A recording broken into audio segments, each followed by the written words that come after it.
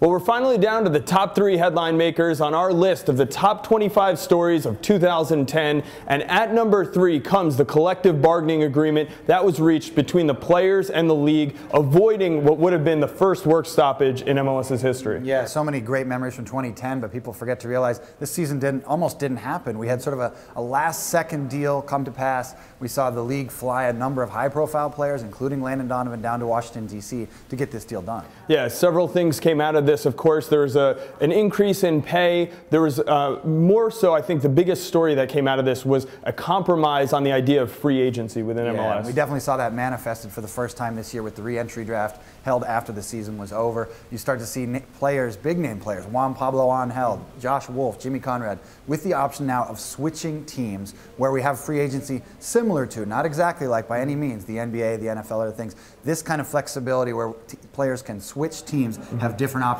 that's what the players want. Coming up next is the big-name players, and the New York Red Bulls went out on a spending spree to get Thierry Henry and Rafa Marquez in the summer of 2010. That comes in at number 2 on our list. Yeah, this was definitely the year the New York Red Bulls sort of put their money where their mouth is, so to speak. They went out and got Thierry Henry, arguably the biggest signing since 2007, since David Beckham coming over to the LA Galaxy. And on top of that, they went and got arguably the best Mexican player on the planet. That's Rafa Marquez. Big numbers at Red Bull Arena, sparkling new arena, 2 of the best players in the world. It was a big summer here in New York.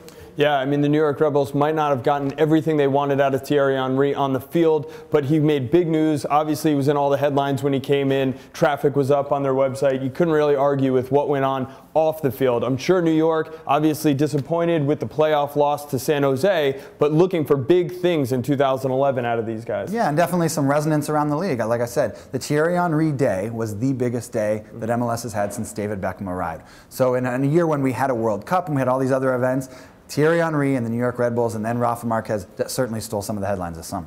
The Red Bulls certainly grabbing a lot of the headlines during the summer transfer window in MLS. But the biggest story, number 1 on our list of the top 25 stories of 2010, also comes from the summer. It comes from the U.S. national team in South Africa at the World Cup. Nick, it couldn't have started any bigger, U.S. against England. Yeah, and Clint Dempsey gets the goal for the Americans, his second goal in a World Cup. He scored in 2006 as well. Bit of a howler from Robert Green from England. This was sort of a theme for the United States throughout the tournament. They were always clawing to come back, always the cardiac kids, as people started to call them, sort of that working class mentality. It showed against England. They came back against Slovenia, even had a disallowed goal that was one of the controversies of the year here at MLSsoccer.com.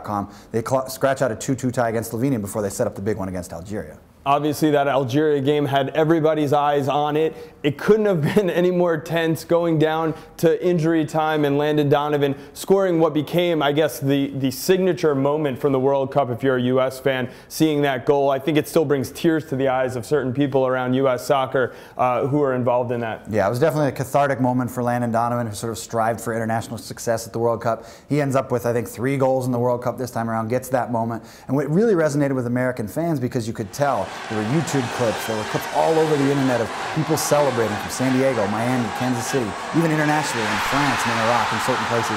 It really resonated with American fans. You saw the highest TV numbers ever for ESPN watching these matches. It was a seminal moment for the United States and soccer. Landon Donovan, not the only national teamer, putting on a great performance in South Africa. Remember Tim Howard fighting through the injury in the England game to stay in the game, keep playing throughout the tournament, made some great saves that kept the national team in those games. Yeah, and it was a really important stretch for Michael Bradley, too. Obviously in the central midfield, played really gutsy, really gritty over those 2 weeks in South Africa. We saw Jozy Altidore sort of get his moment. I think a lot of people have been waiting for him. Played a very nice target man against Slovenia, set up an assist. And Maurice Adu, who obviously had a goal called back against Slovenia, but played very well every time he was on there. I think you're going to see those 3 names in the camp at the national team for years to come. Yeah, and a lot of good things coming out of that World Cup that the U.S. can build on as they go into 2011, and a huge year for them, obviously, with CONCACAF Gold Cup tournament coming up in June. So that's all we have for the countdown. That was the top 25 stories in U.S. soccer this year.